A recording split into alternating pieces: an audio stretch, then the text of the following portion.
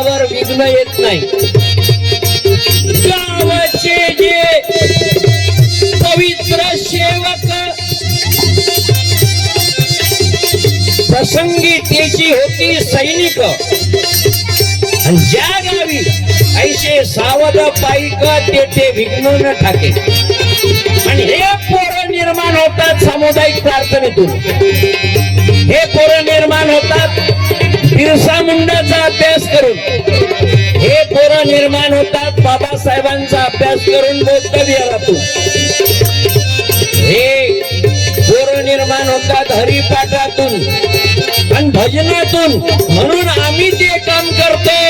आम्ही भजन करू हरिशाने, आम्ही भजन करू हरिशाने.